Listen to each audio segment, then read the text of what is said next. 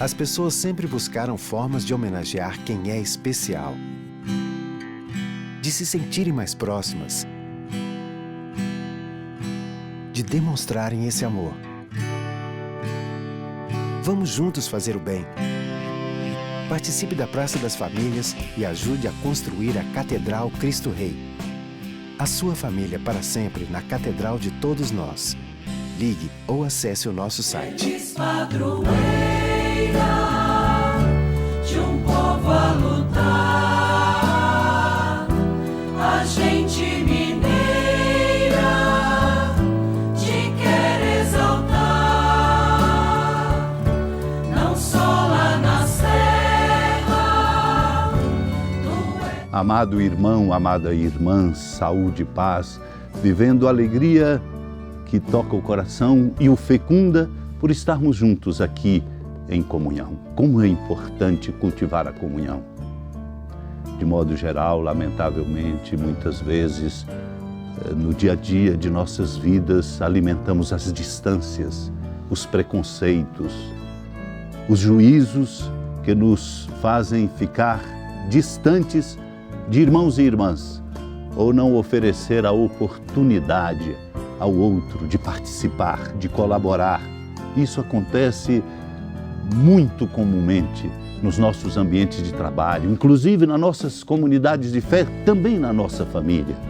O preço que pagamos por não cultivar a comunhão entre nós, no diálogo, nessa experiência bonita de intercâmbio e de mútua colaboração, o preço que pagamos é sempre muito alto. Por isso, é bom estarmos aqui, juntos, escutando a Palavra Santa de Deus, caminhando neste mês de maio, celebrando como o mês de Maria, nessa experiência bonita de aprender dela como discípula exemplar, como mãe cuidadosa que sempre nos acompanha.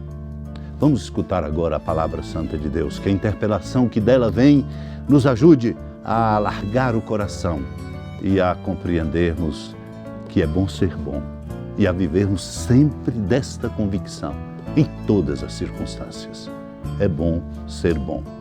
A alegria de ser bom é uma alegria que dura. Naquele tempo, Jesus e seus discípulos atravessavam a Galileia. Ele não queria que ninguém soubesse disso, pois estava ensinando a seus discípulos e dizia-lhes: o Filho do Homem vai ser entregue nas mãos dos homens e eles o matarão. Mas 3 dias após sua morte, ele ressuscitará. Os discípulos, porém, não compreendiam estas palavras e tinham medo de perguntar. Eles chegaram a Cafarnaum.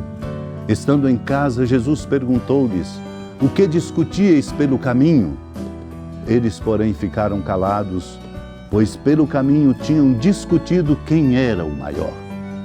Jesus sentou-se, chamou os 12 e lhes disse: se alguém quiser ser o primeiro, que seja o último de todos e aquele que serve a todos. Em seguida, pegou uma criança, colocou-a no meio deles e, abraçando-a, disse: quem acolher em meu nome uma destas crianças é a mim que estará acolhendo. E quem me acolher, está acolhendo não a mim, mas àquele que me enviou. Amados irmãos, amadas irmãs, Jesus, mestre na sua pedagogia, indica-nos aqui um remédio importante para não cairmos nas garras do desejo do poder, de um poder exercido como autoafirmação, como domínio dos outros, ou simplesmente como busca de garantia daquilo que de fato é uma condição para nossas comodidades. Jesus chama os discípulos e os desafia a uma compreensão importante, indicando a eles que é preciso compreender algo que está para além daquilo simplesmente que está diante dos olhos, que é evidência ou que se domina. Por isso os discípulos ficaram desafiados quando ouviram de Jesus dizendo a respeito dele, Filho do Homem, que vai sofrer, morrer, mas ressuscitará no último dia. Ao dizer isso, Jesus não apenas está fazendo uma referência a alguns dados e acontecimentos da história futura, está dizendo que o segredo da vida é viver a vida para ser ofertada. Só na medida em que nós compreendemos a nossa vida como oferta é que nós somos capazes de suportar sofrimentos, de carregar pesos e de compreender para além daquilo que é simplesmente uma resposta de agora, compreender que a nossa vida tem que ser gasta e oferecida em função de projetos na igreja, no mundo, na vida, na família, para sustentar a dignidade e a promoção da vida humana. Os discípulos não compreendiam estas palavras de Jesus, tinham medo de perguntar. O mestre era próximo. O medo era, portanto, algo que estava localizado dentro deles, não porque o mestre não lhes dava a oportunidade de interpelá-lo e de com ele dialogar. Era o medo de constatar que, de fato, o que o Senhor estava dizendo dele valia para eles. Eles só podem ser como nós, discípulos e discípulas, na medida em que vivermos a vida, para experimentarmos uma alegria genuína como oferta. Em casa, eles criaram coragem e o diálogo continuou quando Jesus lhes perguntou: o que discutíeis pelo caminho? Ficaram calados, porque pelo caminho tinham discutido quem era o maior. Esse é sempre o nosso problema. Um problema simples, porém grave, gravíssimo, porque nós vivemos a vida sempre, porque a nossa vida se configura no relacionamento interpessoal, vivemos a vida sempre segundo a dinâmica da disputa. Quem pode mais? Quem é o dono? Quem definiu? Quem fez? Jesus chama-os e lhes diz: se alguém quiser ser o primeiro, que seja o último de todos e aquele que serve a todos. Sem aprender esta lógica, a vida nossa fica descompassada.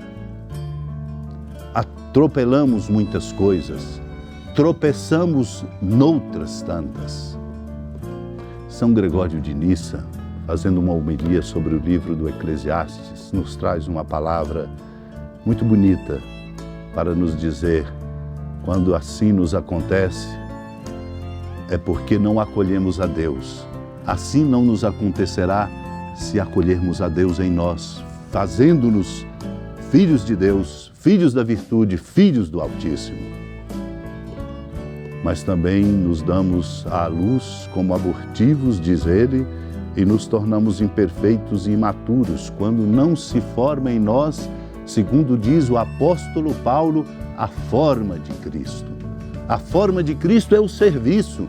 Portanto, não pode existir para mim, para você, para nós que somos discípulos, senão esta única forma, o servidor. A dinâmica da nossa vida é fazer tudo para servir. Por isso, diz São Gregório, é preciso ser íntegro e perfeito como filhos e filhas de Deus. Se está claro, como se nasce em tempo, também é claro que para todos a maneira como a gente morre. São Paulo dizia: todo tempo é oportuno para uma boa morte. A nossa boa morte é viver a vida e oferecê-la como dom, para o bem do mundo, para o bem da sociedade, para o projeto no qual estamos engajados, para o nosso trabalho profissional, para desabrochar de verdade a nossa vida como dom para todos os irmãos e irmãs.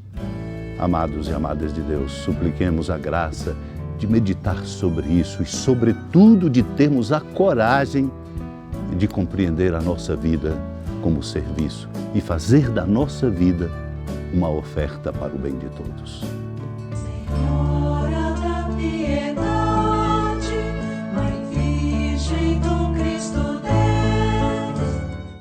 Lembrai-vos, ó piedosíssima Virgem Maria, que nunca se ouviu dizer que alguém daqueles que, tendo recorrido à vossa proteção, implorado a vossa assistência e reclamado o vosso socorro, tenha sido por vós desamparado.